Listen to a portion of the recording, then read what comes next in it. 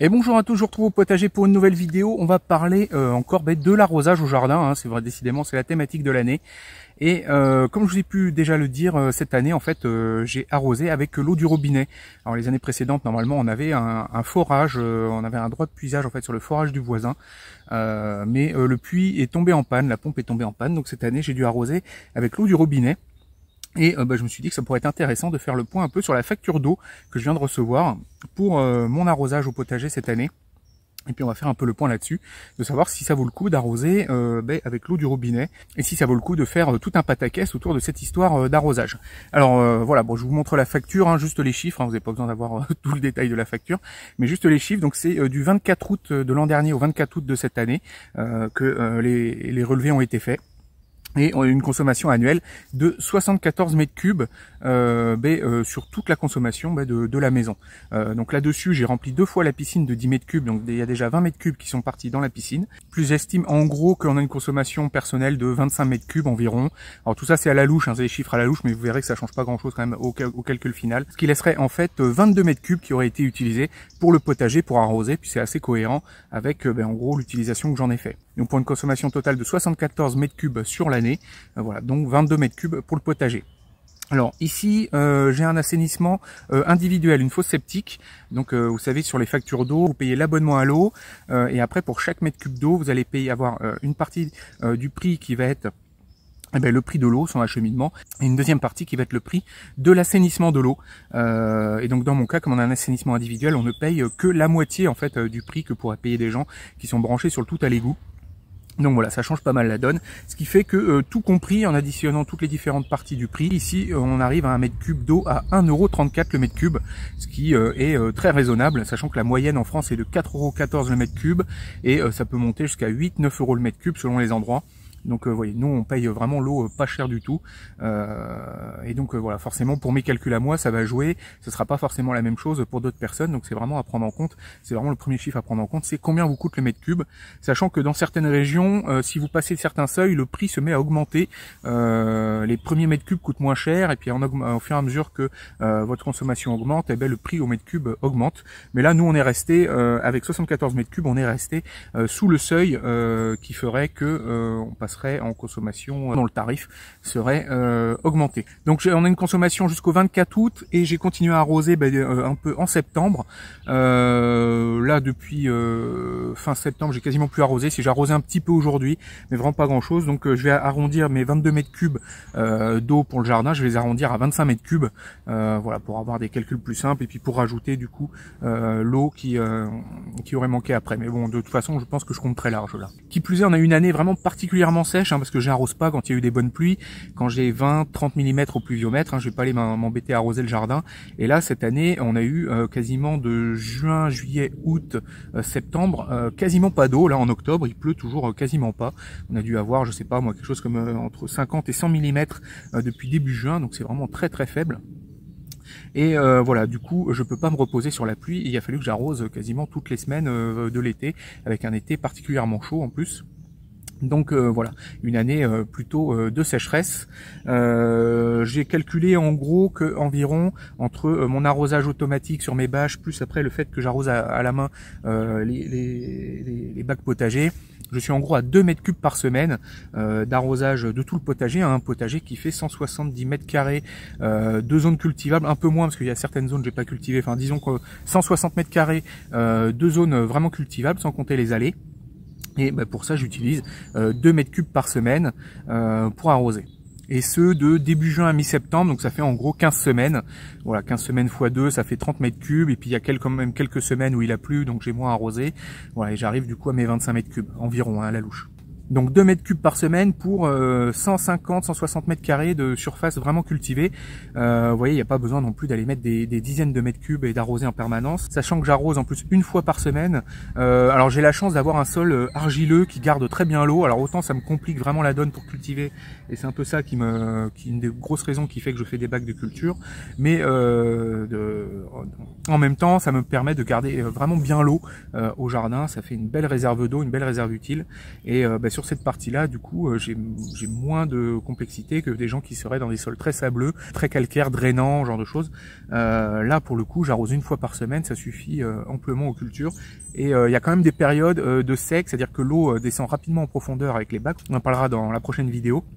Et donc la surface du sol est quand même assez rapidement sèche et j'ai un peu du mal à voir la vie foisonnante du sol qu'on pourrait voir par exemple chez Olivier, au potager d'Olivier, où lui il arrose vraiment beaucoup, il essaie d'avoir cette texture d'éponge humide et la vie du sol trouve en permanence de l'humidité pour se déployer, se propager.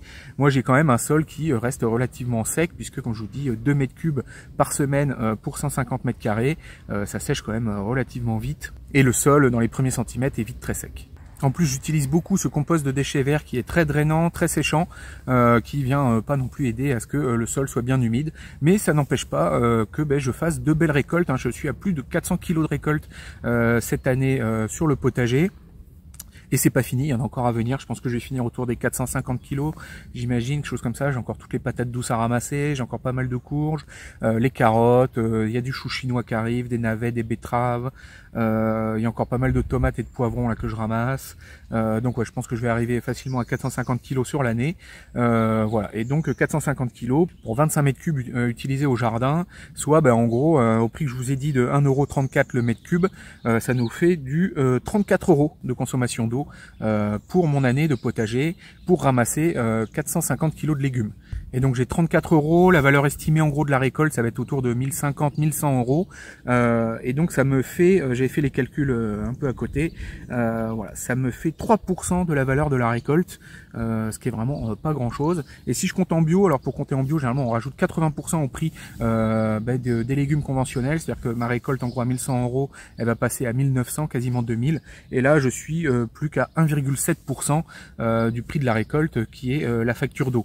Donc 3% dans un cas, 1,7 compté en bio, vous voyez que c'est quand même assez négligeable dans le bilan total du potager et qu'il faut pas trop se stresser sur le fait d'utiliser l'eau. Enfin moi en tout cas au prix où je la paye, je me stresse pas trop à ce niveau-là. Utiliser l'eau du robinet, ça fonctionne très bien pour le potager. Et sur cette histoire de jardiner sans eau, si j'essayais d'économiser de l'eau, ces 34 € d'eau pour ces 1100 € de récolte, je perdrais bien plus que 34 € de récolte. Et en fait, ça serait pas du tout rentable d'essayer d'économiser l'eau. C'est un point vraiment négligeable dans la facture et en même temps, c'est vraiment un point crucial pour la pousse des légumes. Limite, j'aurais pu en mettre plus. Je pense que les légumes auraient mieux poussé avec plus d'eau. Mais bon, voilà, j'ai essayé de me limiter un peu pour essayer de voir un peu ce que ça donnerait sur la facture. Et j'avoue que j'aurais pensé que ça ferait plus et puis mais en fait pas du tout. Donc peut-être que j'aurai la main un peu plus lourde les années prochaines puisque je pense que j'ai perdu en rendement plus que les 34 € d'eau du fait d'avoir essayé de limiter un peu. Et donc voilà, faut se méfier à vouloir trop limiter. Au final, vos efforts, ils produisent moins que ce qu'ils pourraient et en fait vos économies sont en fait, vous faites pas des économies, vous faites des pertes de récolte qui sont bien plus importantes que les économies que vous pensez faire. Alors tout ça naturellement ça dépend des facteurs dont j'ai parlé précédemment, c'est-à-dire déjà le prix du mètre cube d'eau, le prix auquel vous payez l'eau du robinet, et puis après vos besoins en eau qui vont dépendre du coup de la nature de votre sol, c'est vraiment un point super important, de la température, selon que vous êtes au nord ou au sud, le soleil va taper moins fort, du vent également, le vent assèche énormément les sols, selon que vous paillez également ou pas, voilà, donc tout ça c'est des facteurs importants, donc je peux pas donner de règle générale. Si vous payez 8 € le mètre cube et que vous êtes en sol sableux, là effectivement le calcul va pas être le même que moi avec mon 1,34 € le mètre cube en sol argileux. Alors du coup, dans l'idée de rendre un peu plus notre installation plus résiliente pour les années futures, je m'étais renseigné un peu pour faire un forage dans mon terrain et on m'a dit que en fait l'eau était à 40 mètres de profondeur et qu'un forage en gros c'est 120 € du mètre, entre 120 et 150 € du mètre. Bon, ça dépend du type de sol, mais ici moi j'ai un sol, il y a 0 caillou dedans, donc il m'a parlé plutôt de 120 € du mètre de forage. Donc x 40, je vous laisse faire le calcul, ça fait, on est autour de 5000 € de forage, plus encore la pompe à payer derrière, pompe qu'il faut sûrement changer tous les 20 ans, donc une pompe qui va coûter entre 100 et 250 €, et sachant qu'en plus elle consomme de l'électricité, environ 250 Wh pour remonter 1 mètre cube, donc voilà, à 15 centimes le kilowattheure, et comme ça va augmenter, on peut compter en gros 5 centimes, 4-5 centimes le mètre cube d'eau remonté par la pompe dans le forage, juste en électricité, voilà, et donc en gros j'arrive à un prix à 5000 € de forage, plus les prix à côté. ou avec une facture d'eau à 34 € par an, enfin vous faites le calcul, il faut 150 ans, 200 ans pour rentabiliser ce forage. Donc dans mon cas, moi j'ai complètement oublié l'idée, c'est pas du tout intéressant. Au prix auquel on paye l'eau, faire un forage, c'est vraiment de l'argent jeté par les fenêtres. Alors après, si voilà, vous payez votre mètre cube d'eau à 8 € le mètre cube, que vous avez l'eau à 10 mètres et que votre forage il vous coûte que 1000 €, le calcul est pas du tout le même. Donc là voilà, c'est à vous de faire vos calculs. La rentabilité sera beaucoup plus rapidement atteinte. Alors dans mes calculs, je compte que l'eau du potager. Je pourrais rajouter également l'eau de la piscine ou ce genre de choses qui forcément augmentent la consommation d'eau et donc réduisent la durée de rentabilité du forage. Mais même dans mon cas, on reste au-dessus d'un siècle, je pense, de rentabilisation. Donc c'est pas intéressant. Alors pour ce qui est de l'eau au jardin, l'autre aspect intéressant qu'on peut déployer, c'est la récupération d'eau avec des récupérateurs. Donc soit des tonnes d'eau, ce qu'on appelle des IBC, des sortes de gros cubes plastiques qui contiennent 1000 litres, donc 1 mètre cube, soit avec des récupérateurs plus petits qu'on place sous les gouttières, soit avec des citernes d'eau même carrément. Donc ça coûte un peu moins cher que les IBC.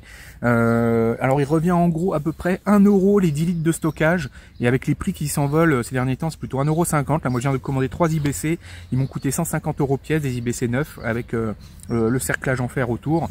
Voilà, on est à 150 € l'IBC alors qu'on était plutôt à 100 € avant, donc les prix augmentent très vite, très fort. Et je me pose des questions sur la durabilité de ces équipements-là, savoir est-ce que ça dure 20 ans, 30 ans. Je pense que le fait de les mettre à l'ombre ou au soleil change grandement le fait qu'ils durent plus ou moins longtemps.